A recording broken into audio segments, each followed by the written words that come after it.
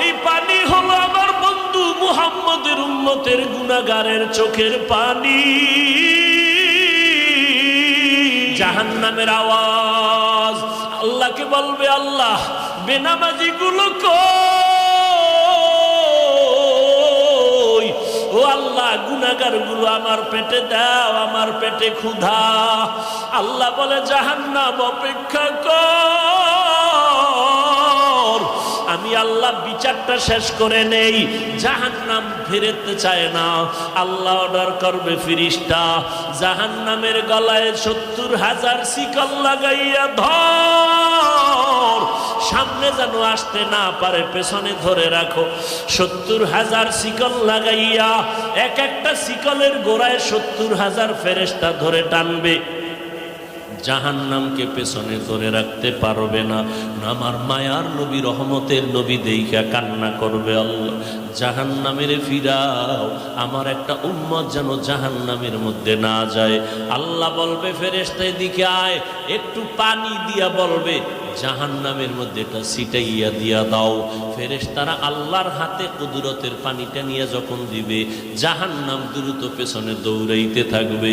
ফেরেশতারা বলবে, আল্লাহ ৭০,০০০ শিকল লাগাইয়া যেই জাহান্নামকে ধরে রাখতে পারি না, এমন একটু পানি তুমি দিয়েছ, সাথে সাথে জাহান্নাম দৌড়ায় গেল। এটা কেমন বরকতের পানি? এটা কি কাউসারের পানি, নাকি জমজমের পানি, নাকি আবে হায়াতের পানি, না দুনিয়ার কোন সমুদ্রের পানি, বৃষ্টির পানি?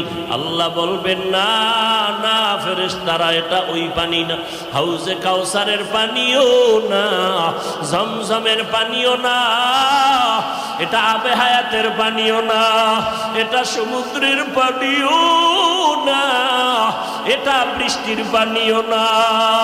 আল্লাহ বলবে, ফেরেশতা এই পানি হলো আমার বন্ধু মুহাম্মদের উম্মতের গুনাহগারের চোখের পানি। আমার বান্দা মুহাম্মদের উম্মত গুনার কথা স্মরণ করে চোখের পানি ফেলেছে। ওই গুনাহগার উম্মতের চোখের পানির এত বরকত। আল্লাহ কয়, বেশি করে কান্না করো, কম কম হাসো। নবী বলেন, এক ফোঁটা চোখের পানি ছেড়ে কাঁদো। দুনিয়ার ঘরে আগুন লাগলে পানি ছাড়া যেমন ঠান্ডা করা যায় না, তোমার আমার গুনার কারণে জাহান্নামের আগুন কিন্তু চোখের পানি ছাড়া ঠান্ডা হবে না।